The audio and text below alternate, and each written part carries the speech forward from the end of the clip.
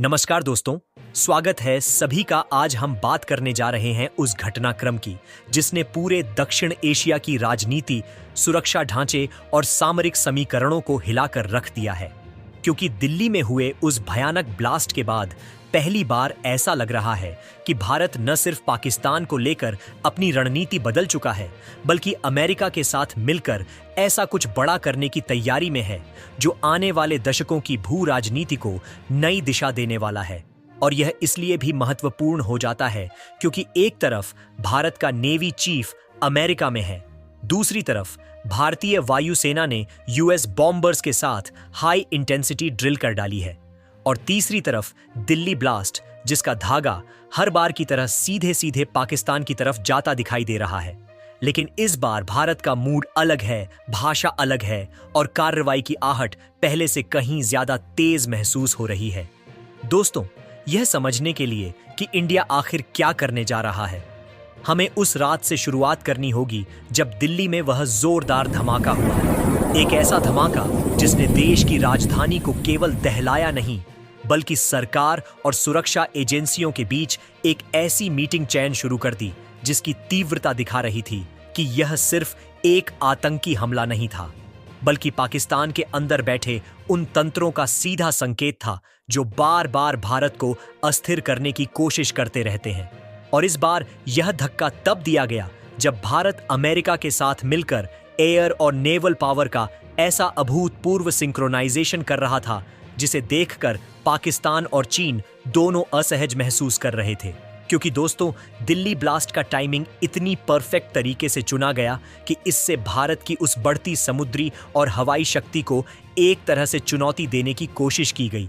और ये चैलेंज इसलिए भी खतरनाक था क्योंकि भारत अमेरिका के बीच जारी सैन्य सहयोग पाकिस्तान के सैन्य प्रतिष्ठान को बेहद चुभ रहा है।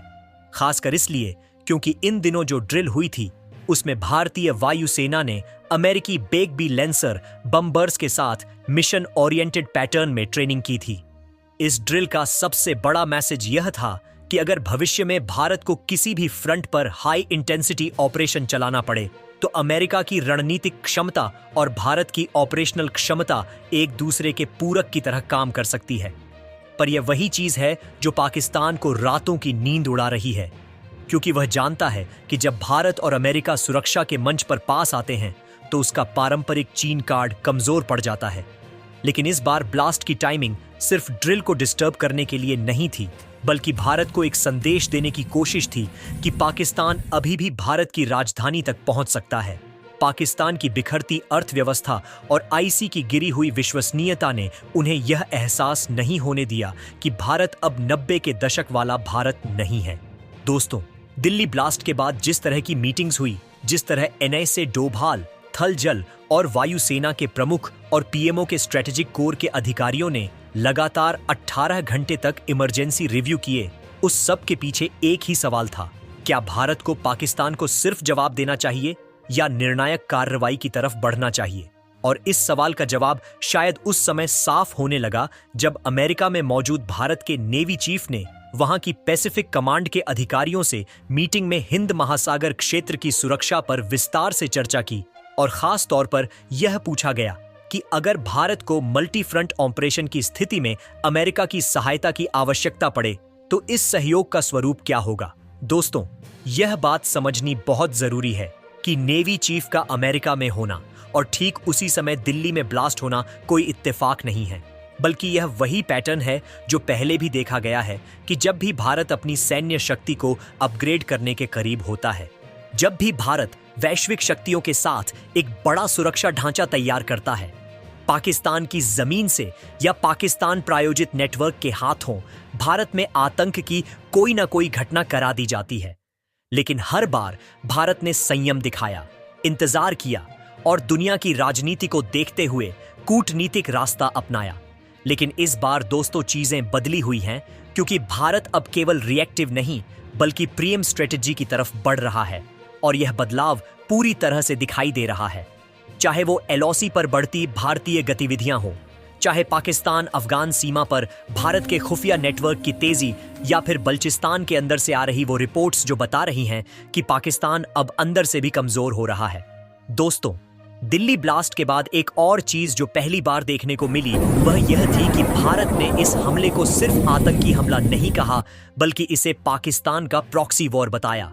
और यह शब्द बहुत मायने रखता है, क्योंकि अंतर्राष्ट्रीय स्तर पर प्रॉक्सी वॉर शब्द का इस्तेमाल तभी किया जाता है जब देश यह संकेत देना चाहता है कि अब वह आतंकवाद और राजकीय समर्थन के बीच कोई फर्क नहीं मानने वाला। यह वही क्षण था जब भारत ने पाकिस्तान को कूटनीतिक नहीं बल्कि सामरिक स्तर पर चेतावनी दी कि अब की बार सीमा पार जवाब बहुत बड़ा होगा। और इसका अंदाजा पाकिस्तान को तब भी लग गया होगा जब भारत ने ब्लास्ट के कुछ घंटों बाद ही पीओके में चुनिंदा ठिकानों पर आक्रामक हरकतें की। साथ ही एयर चीफ और आर्मी चीफ के बीच लगातार 2 मीटिंग्स हुई। दोस्तों, अब यहां एक सवाल उठता है, भारत ऐसा क्या बड़ा करने जा रहा है जो पहले नहीं किया? जवाब छुपा है उन सैन्य घटनाओं में जो पिछले कुछ दिनों में हुई, जैसे कि भारतीय वायुसेना और अमेरिकी बॉम्बर्स की संयुक्त ड्रिल, नेवी चीफ की अमेरिका यात्रा और भारतीय थल सेना का राजस्थान सेक्टर में एक high intensity multi threat combat अभ्यास। यह तीनों बातें मिलकर एक ही संदेश देती हैं कि भारत पाकिस्तान के खिलाफ किसी सर्जिकल स्ट्राइक या एयर स्ट्राइक जैसा छोटा ऑपरेशन नहीं, बल्कि एक बड़े कॉम्बिनेशन ऑपरेशन की तैयारी कर रहा है। और यह ऑपरेशन संभवतः पाकिस्तान के अंदर उन प्रमुख नेटवर्क्स पर होगा जो लगातार भारत में हमले कर रहे हैं, जैसे कि बहावलपुर में स्थित जैश का मुख्यालय, कराची में आईएसआई की शैडो यूनिट और बलोचिस्तान में पाकिस्तान आर्मी के वे ठिकाने जहां से भारत के खिलाफ ऑपरेट करने वाले भाड़े के आतंकी ग्रुप को ट्रेनिंग मिलती है।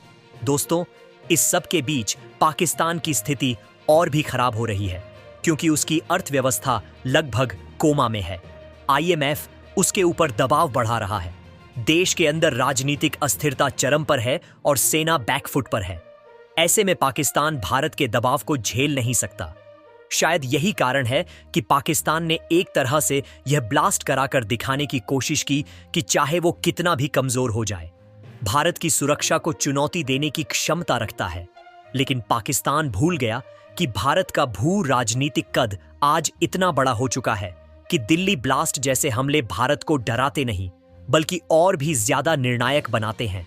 दोस्तों, अब यहां सबसे बड़ा प्रश्न यह है कि आखिर भारत क्या करने जा रहा है? क्या यह सिर्फ दबाव बनाने की रणनीति है या वास्तव में कोई बड़ा ऑपरेशन प्लान हो रहा है? और इसका जवाब छिपा है उस शब्द में जिसे भारत की इंटेलिजेंस कम्युनिटी ने इस बार बहुत संजीदगी से इस्तेमाल किया है, काउंटरप्रेटिव डॉक्ट्रिन। यानी अगर भारत को यकीन है कि पाकिस्तान भारत में बड़े हमले की तैयारी कर रहा है, तो भारत पहले ही कदम उठाकर उस खतरे को खत्म कर सकता है, और इस बार वही तैयारी दिखाई दे रही है। इसके संकेत हमने तब भी देखे जब अमेरिका ने भारतीय पक्ष की सुरक्षा पर एक ऑफिशियल बयान जारी किया और कहा कि India has every right to defend itself. यह बयान ऐसे समय में आया जब भारत अमेरिकी बम्बर्स के साथ हाई प्रिसीजन स्ट्राइक ड्रिल्स कर रहा था। अब दोस्तों, आप सोचिए, क्या यह सिर्फ संयोग है? बिल्कुल नहीं। अमेरिका कभी भी ऐसे सेंसिटिव बयान बिना परिस्थितियां समझे नहीं देता, और यह बताता है कि भारत और अमेरिका के बीच किसी स्तर पर पाकिस्तान को लेकर एक साझा समझ बन चुकी है।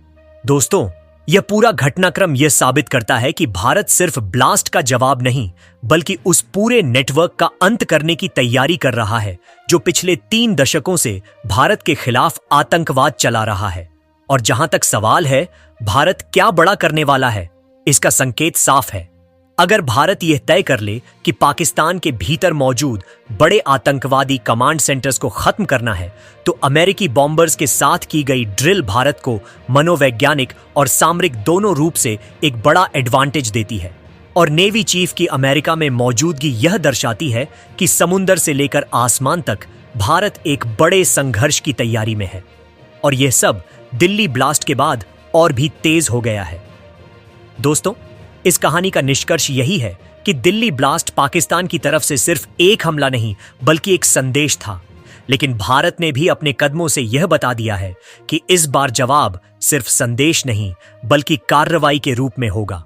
और अगले कुछ दिनों या हफ्तों में दक्षिण एशिया की राजनीतिक दिशा तय होने वाली है, क्योंकि भारत अब किसी भी कीमत पर पाकिस्तान को यह सोचने नहीं देना चाहता कि वह भारत पर हमला करके बच सकता है।